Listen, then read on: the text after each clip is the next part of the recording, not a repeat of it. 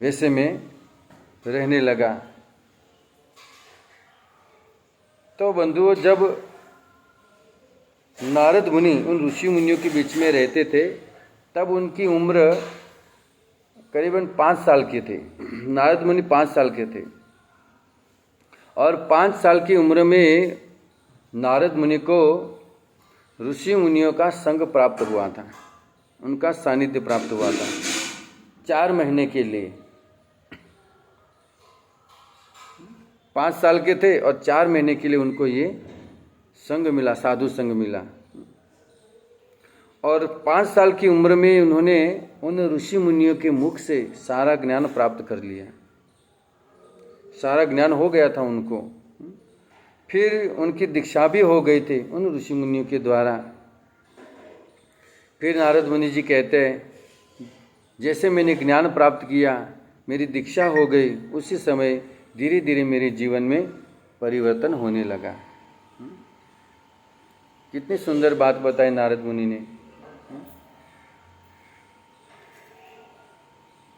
साधुओं का संग करने के बाद, दीक्षा लेने के बाद हमारे जीवन में परिवर्तन आना चाहिए।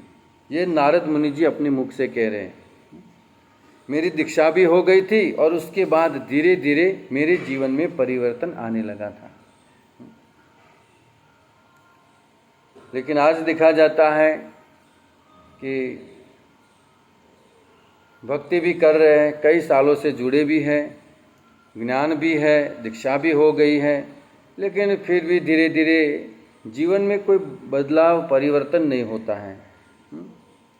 इसका मतलब ये हुआ कि आपने ठीक से ज्ञान को ग्रहण नहीं किया और ज्ञान लेने के बाद आपने उसी तरह से अनुसरण नहीं किया, इसीलिए जीवन में परिवर्तन नहीं होता है। नहीं तो यहाँ पर नारद मुनि कह रहे हैं कि जैसे मेरी दीक्षा हो गई, मुझे ज्ञान हुआ, उसके बाद धीरे धीरे मेरे जीवन में परिवर्तन होने लगा। तो हमारे जीवन में भी जैसे जैसे ज्ञान आ रहा है, वैसे वैसे हमारे जीवन में भी परिवर्तन होना चाहिए। तभी इस कथा का लाभ है, तभी इस साधु संग का लाभ है। वास्तविक साधु संग का लाभ क्या है? कभी कभी लोग कहते हैं कि भाई हमारा फोटो भाई से रमेश भाई ओझा के साथ मैंने फ़ोटो खिंचवाई थी, मैंने मुरारी बापू के साथ मैंने अपनी फ़ोटो खिंचवाई थी। तो चलो ठीक है, आपने फ़ोटो खिंचवाई, लेकिन जब आप मुरारी बापू से मिले, रमेश भाई ओझा से मिले, राम भद्राचार्य जी से मिले, तो आपने उन साधु का संग का लाभ क्या लिया? आपने क्या लाभ लिया? सिर्फ फोटो खिंचवाकर आप तो आज चले आए, और फोटो खिंचवाने से जीवन में परिवर्तन नहीं होता है। उन साधु संतों की शिक्षाओं को हमारे जीवन में उतारना पड़ता है, तब जाकर हमारे जीवन में परिवर्तन आता है। फोटो खिंचवाने से क्या होगा? बड़े बड़े साधु संतों के साथ आपकी फोटो है, लेकिन जीवन में बदलाव क्या है, परिवर्तन क्या है? कुछ भी नहीं है। तो ऐसे संग से कोई लाभ नहीं है। साधुओं का संग का वास्तविक लाभ है कि हमारे जीवन में परिवर्तन आए, हमारी कुछ गलत जो आदत है वो दूर हो जाए, तभी वास्तविक लाभ है साधु संग का। तो यहाँ पर नारद मुनि कह रहे, मेरे जीवन में धीरे धीरे परिवर्तन आने लगा था। तो बहुत सुंदर शिक्षा है यहाँ पर कि जितना हम साधु संग करते हैं उतना जल्दी परिवर्तन आता है हमारे जीवन में। इसीलिए कहते हैं हम आप बार बार कि रोज नहीं, लेकिन हर संडे, हर रविवार को आकर भक्तों का संग करना चाहिए। ये प्रभुपाद जी कहते थे, क्योंकि हम भक्तों के संग में बहुत कम रहते हैं, ज़्यादातर हम माया के संग में ज़्यादा रहते हैं। तो जिसका संग हम ज़्यादा करेंगे उसी तरह हमारा जीवन होगा। अगर हम ज़्यादा माया का संग करेंगे तो हमारे जीवन में माया का ही प्रवेश होगा। तो हफ्ते में एक बार आकर हमें वैष्णव का संग करना चाहिए, मंदिर में जाकर भक्तों का संग करना चाहिए। अब जब भक्त हमें देखेंगे तब पता चलेगा कि मेरे जीवन में मैं अपने जीवन में क्या कर रहा हूँ। जो भी गलतियाँ होगी उस वैष्णव हमारी गलतियों को सुधारेंगे। अगर हम साधु संग ही नहीं करेंगे, मंदिर में नहीं जाएंगे, भक्तों के संग में रहेंगे नहीं, तो हमारी गलतियों को कौन बताएगा। आज एक बड़ा मतलब सोशल मीडिया पे मतलब ऑनलाइन पर लोग क्लास ज्वाइन करते, जैसे कि आप लोग ऑनलाइन क्लास करते हो, ठीक है। तो ऑनलाइन जो क्लास है वो ठीक है, घर पर बैठे हम भागवत श्रवण कर रहे हैं, लेकिन आपके जीवन में परिवर्तन आया कि नहीं आया वो यहाँ से कैसे पता चलेगा। वो तो मैं नहीं जान सकता। जब आप मंदिर में आओगे तब आपका वर्तन मैं देखूंगा, तब आपको मैं बताऊंगा कि देखो माता जी, प्रभु जी, आपसे ये गलतियां हो रही, आप अपनी गलतियों को सुधारिए, है कि नहीं। तो जब वास्तविक मतलब वैष्णव संग, साधु संग जब हम करते हैं तब धीरे धीरे हमारे जीवन में परिवर्तन आता है। ऑनलाइन क्लास श्रवण करना वो तो ठीक है एक तरीके से, लेकिन प्रत्यक्ष रूप में ऑफलाइन में जाकर भक्तों का संग करना चाहिए। इसलिए प्रभुपाद जी ने रोज भागवत क्लास मतलब सुबह में 8 बजे भागवत क्लास का ये सिस्टम रखा है कि कम से कम व्यक्ति आधा घंटा आकर श्रवण करे, मतलब रोज साधु का संग हो, भागवत का संग हो, तभी जाकर हमारे जीवन में परिवर्तन आएगा। ये ऐसे ऑनलाइन बैठे रहेंगे तो फिर कुछ बदलाव नहीं आएगा। तो जितना हम साधु संग करेंगे उतना हमारे जीवन में धीरे धीरे बदलाव आता जाएगा। तो नारद मुनि को जब साधु संग हुआ, उनको ये अवसर प्राप्त हुआ 4 महीने का, तो नारद मुनि ने इस साधु संग का पूरा लाभ उठाया। एक क्षण भी व्यर्थ न गंवाकर उन्होंने पूरा समय साधु की सेवा करने में, उनके मुख से कथा श्रवण करने में ही निकाला था। 4 महीने देखिए, उन 4 महीने के साधु संग से उनके जीवन में बदलाव आया, भक्ति में लग गए और फिर दूसरे जन्म में ब्रह्मा जी के पुत्र बने। बताइए कितना ऊंचा पद मिला उनको। ब्रह्मा जी की गोद से उनको वो प्रकट हुए। नारद मुनि ब्रह्मा जी की गोद से प्रकट हुए हैं, तो सीधे ब्रह्मा जी के पुत्र बन गए। और नारद मुनि अर्थात चिर आयु, चिरंजीवी, दीर्घ आयु है उनकी मृत्यु नहीं आती और हर लोक में परिभ्रमण करते हैं। ऑल मतलब कहते हैं ना, सभी लोगों का परमिशन है उनको, ऑल इंडिया परमिशन नहीं, ऑल अंतर मतलब जितने अंतरिक्ष में जितने भी लोग हैं, वैकुंठ हो, साकेत हो, जो भी, सब में उनको परमिशन है।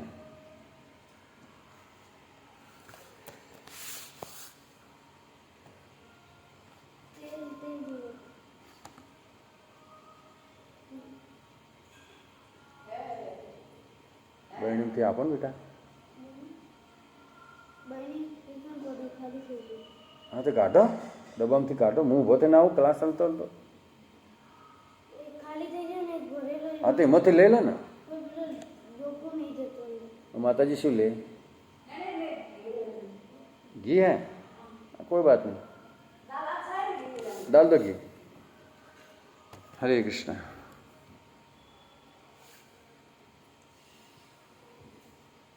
तो नारद मुनि ने 4 महीने तक उन्होंने पूरा लाभ उठाया था साधु संघ का, और ब्रह्मा जी के पुत्र की पदवी प्राप्त हो गई। ब्रह्मा जी की मृत्यु हुई लेकिन नारद मुनि की मृत्यु नहीं हुई। देखिए ये भक्ति का प्रभाव है, भजन का प्रभाव है। नारद मुनि जब ब्रह्मा जी के पुत्र बनकर आए संसार में, तो नारद मुनि अमर है, अजर है, अमर है, चिर आयु उनकी, लेकिन उनके पिता ब्रह्मा जी की मृत्यु हुई थी। तो देखिए ये है भक्ति का प्रभाव। कभी कभी संतों के मुख से हम श्रवण करते हैं कि ब्रह्मा जी का पद प्राप्त करके भी जीव भक्ति नहीं करता है। ये सुना है हमने हमारे गुरु महाराज के मुख से, हमारे इस्कॉन के वरिष्ठ संतों के मुख से, कि अगर आपको ब्रह्मा जी का पद भी मिल गया तो ऐसा जरूरी नहीं कि आप भक्ति कर पाओगे। ब्रह्मा जी का पद प्राप्त करके भी आप भक्ति नहीं कर पाते, नहीं कर सकोगे भक्ति। लेकिन देखो उन ब्रह्मा जी के पुत्र नारद मुनि, भक्ति किए और भक्ति करके देखो अमर हो गई। तो ये है भक्ति का वास्तविक प्रभाव। तो नारद मुनि ने 4 महीने तक पूरा लाभ उठाया था। उन्होंने साधु संघ के पास जाकर, बंधु हमें हमारी आत्म कल्याण की बात रखनी चाहिए कि मैं अपना आत्म कल्याण कैसे करूं, ये बात रखनी चाहिए हमें। आज संसार के लोगों को क्या चाहिए? थोड़ा सा भभूत दे दो या कोई धागा बांध दो या कुछ मंत्र दे दो, सीधे हम पैसे वाले हो जाएं। ये कभी कामना नहीं करनी चाहिए। आत्म कल्याण की बात करनी चाहिए साधु के पास जाकर हमें। तो नारद मुनि के जीवन में कैसे बदलाव आया, वो कुछ क्रम से समझा रहे हैं हमें। आइए हम 6 नंबर के श्लोक में प्रवेश करते हैं। एकात्मजा मे जननी योषिन मूढ़ा च किंकरी मयात्मजे अनन्यगतो चक्रे स्नेहानुबंधनम। एकात्मजा मे जननी योषिन मूढ़ा च किंकरी मयात्मजे अनन्यगतो चक्रे स्नेहानुबंधनम।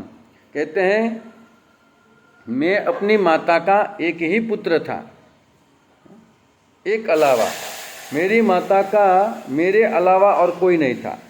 ये नारद मुनि अब क्रम से कह रहे हैं कि वो मतलब पहले से मैं कैसे रहता था अपनी माता के साथ।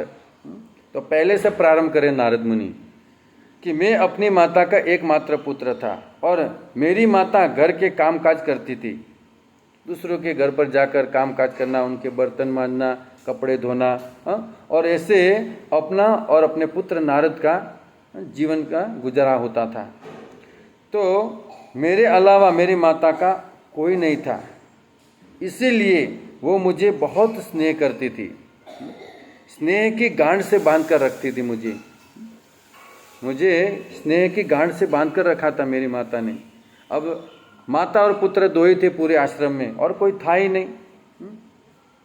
साधु संत तो बाद में आए, तो उनका जीवन कैसे चलता था?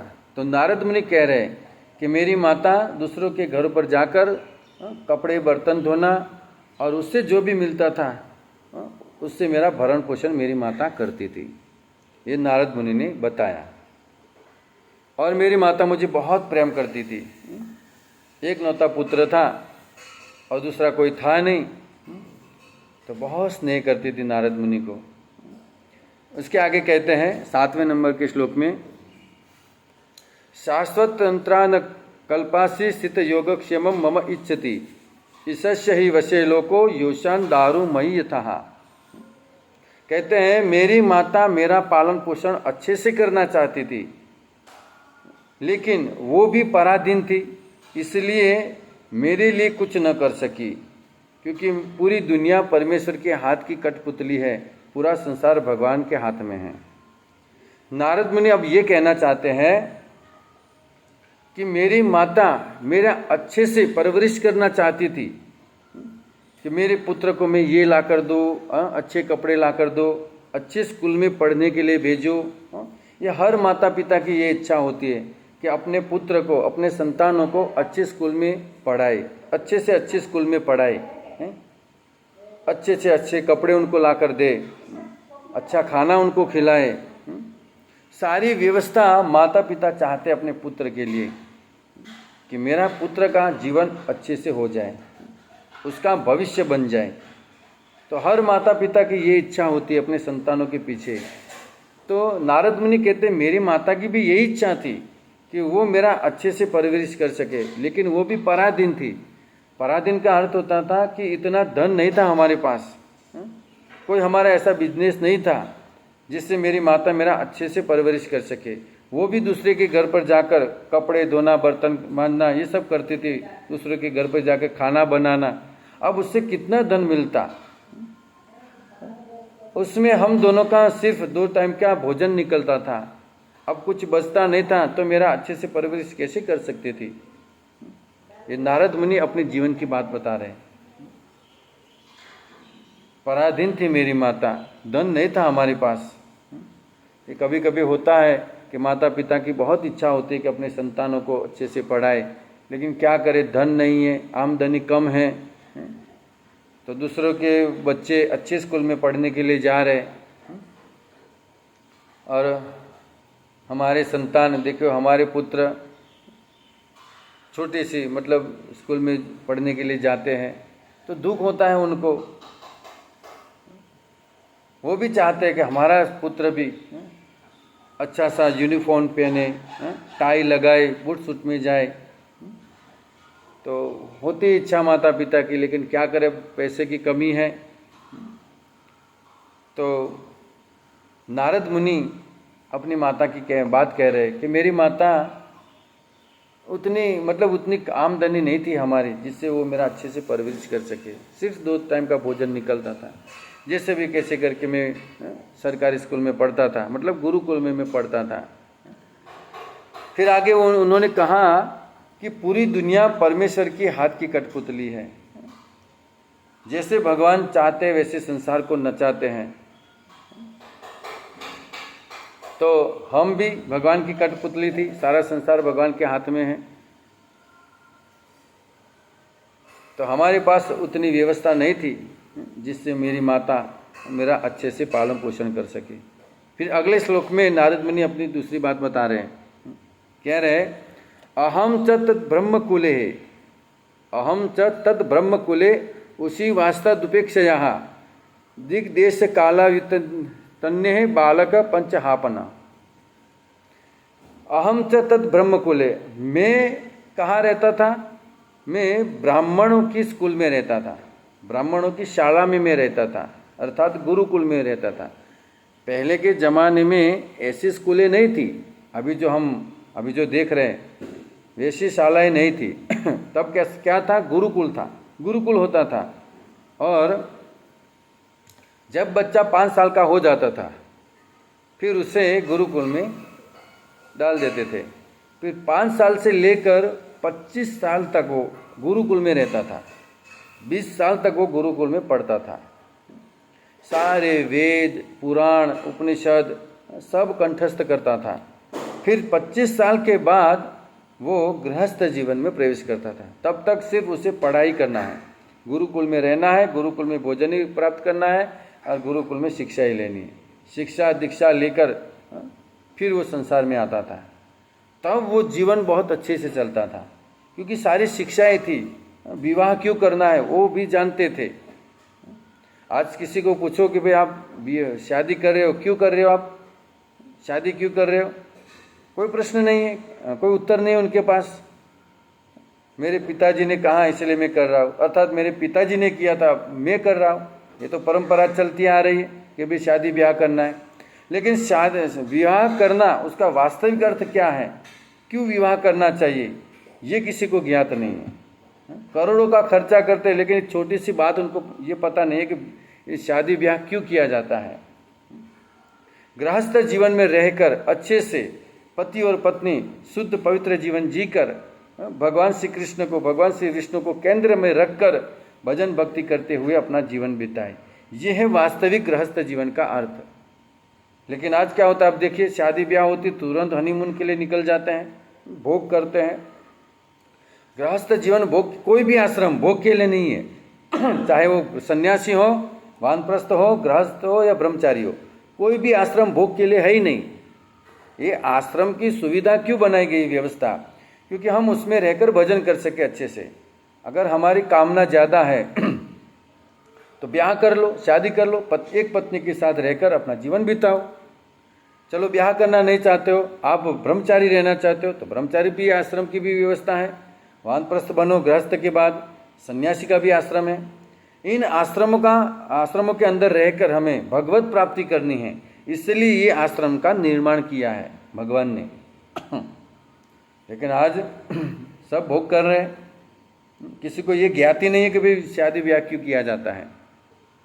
मौज मस्ती के लिए, चलो जीवन मिला है मौज मस्ती कर लो, लेकिन उसी लिए जीवन नहीं है। ये आश्रम बहुत मान्य रखता है, ये आश्रम, उसकी बहुत सारी शिक्षाएं हैं, तो उसे हमें जानना पड़ेगा। तो ऐसी स्कूलें नहीं होती थी, बच्चे गुरुकुल में जाते थे और 25 साल तक वो पढ़ते थे। और पूरे गांव में एक स्कूल होती थी। अभी थोड़े समय के बाद, पहले की बात ले लो आप, पूरे गांव में एक स्कूल होती थी और एक ही मास्टर जी होते थे। इतने सारे शिक्षक भी नहीं होते थे, एक ही शिक्षक थे, वो सारे गांव के बच्चों को पढ़ाते थे। फिर उन मास्टर जी का जीवन कैसे चलता था? कोई पगार नहीं होती थी उनकी, लेकिन पूरा गांव मिलकर उन मास्टर जी का, उन शिक्षक का घर चलाते थे। जैसे कि खेतीबाड़ी से अनाज उनको देना, दूध देना, सब्जी देना, घर में, गांव में घर देना उनको अच्छे से। तो ऐसे उन मास्टर जी का जीवन चलता था। सारी व्यवस्था गांव वाले करते थे, शिक्षक की, गुरु की। उन गुरु जी की व्यवस्था पूरा गांव करता था। और ऐसे बच्चे आते थे गुरुकुल में और पढ़ते थे।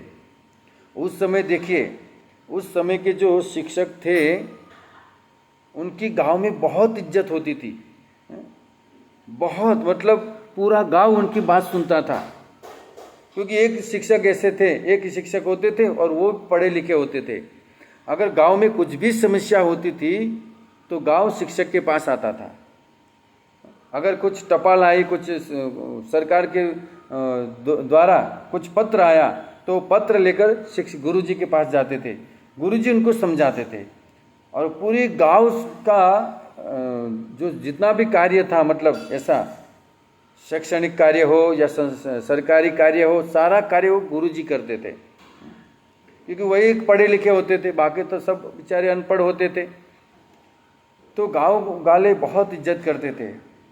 मैं भी जब पहली, दूसरी या तीसरी क्लास में था तब मुझे थोड़ा याद है कि जब स्कूल से शिक्षक अपने घर पर जाते थे शाम को 5 बजे छुड़कर, तो कोई भी बच्चा गांव में नहीं खेलता था। अपने पिताजी से नहीं डरता था, उतना गुरुजी से डरता था, शिक्षक से डरते थे। अरे अरे साहेब आया, साहेब आया, भागो भागो भागो, बद्धा घरे भागी जता। गामમાં રમતા જો સાહેબ જોઈ જાય, ખાલી સાહેબ આમ ગામમાં આટો મારવા નીકળ્યા હોય ને અને જો છોકરો જોઈ જાય ને તો ભાગી જાય सीधो घरे। इतना डर रहता था, इतना रिस्पेक्ट रहता था गुरुजी का। और माता पिता भी देखो, गुरुजी जो कहते थे वही करते थे वो। तो उस समय बहुत आदर सत्कार मिलता था गुरुजी को। लेकिन जब से शिक्षा मतलब क्या कहते हैं, बिकने लगी है, शिक्षा जब से बिकने लगी है तब से शिक्षक जैसे, मतलब आज प्राइवेट स्कूलों में देखिए कितनी सारी फीस ली जाती है। किस बात की? मतलब विद्या को बेच रहे हैं। अब ऐसे बेची हुई विद्या से जो विद्यार्थी बनेंगे, जो स्टूडेंट इस संसार में, मतलब समाज को जो हम चाहते हैं अच्छा व्यक्ति मिले, लेकिन फीस दी हुई शिक्षा से जब पढ़कर कोई समाज में आता है तो वो क्या करेगा? क्या करेगा वो? अब बड़ी बड़ी फीस देकर वो पढ़ा है तो फिर पैसे तो निकालने पड़ेंगे ना। उतने पैसे 10 लाख का खर्चा हो गया, 20 लाख का, 25 लाख का पढ़ाई में खर्चा हो गया, तो उतने पैसे तो निकालने पड़ेंगे। तो फिर वो क्या करेगा? भ्रष्टाचार करेगा। आज देखिए संसार में, पूरे संसार में भ्रष्टाचार चल रहा है। क्यों?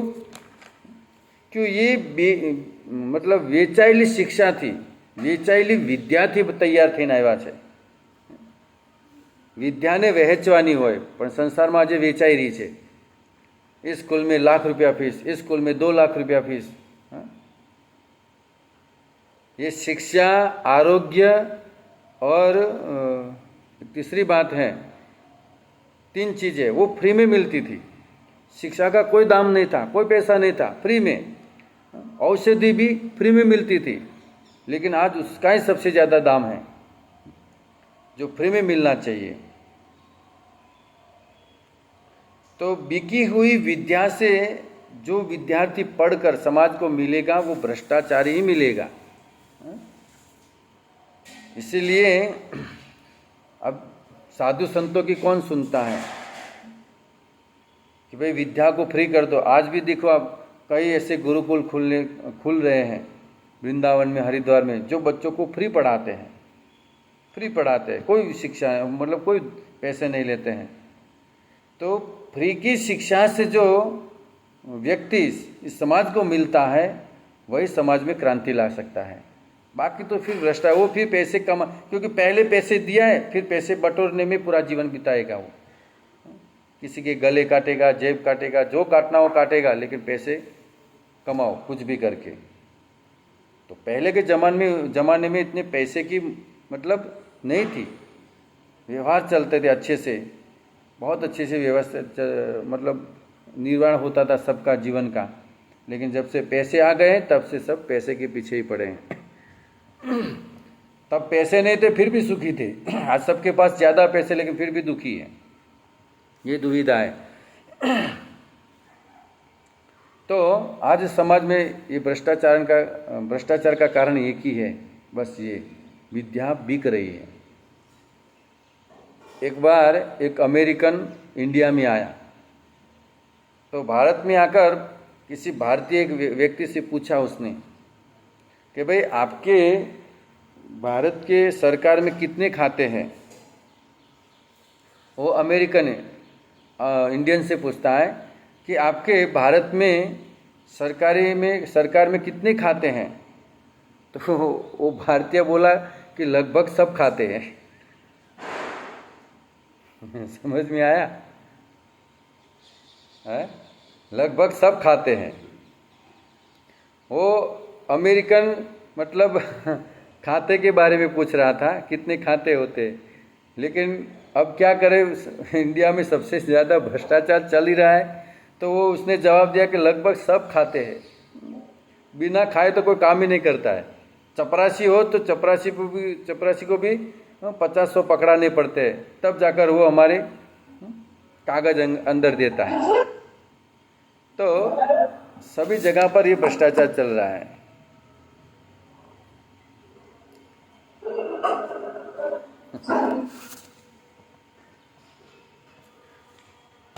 आप सबको बात समझ में आ गई? सब खाते हैं। बताइए कौन नहीं खाता है? सब खाता है। सब पैसे बिना खाए तो, रिश्वत लिए तो कोई काम ही नहीं करता है। तो नारद मुनि अपनी बात बता रहे हैं कि मैं जब छोटा था, 5 साल का था, तब हमें साधु का संग मिला था। मैं अपनी माता का एक ही पुत्र था, बहुत स्नेह करती थी मेरी माता, अच्छे से पालन पोषण करना चाहती थी, लेकिन क्या करें, हमारे पास ऐसी व्यवस्था नहीं थी। तो बहुत सुंदर नारद मुनि अपने जीवन की बात बता रहे भगवान वेद व्यास जी को। ठीक है, तो आज के सत्र को हम यहाँ पर विराम लेते हैं। ग्रंथराज श्रीमद् भागवतम की जय। कोई प्रश्न हो तो आप पूछ सकते हो। अब तक के लिए आप सभी भक्तों का हरे कृष्ण मंत्र से अभिवादन करेंगे। हरे कृष्णा कृष्णा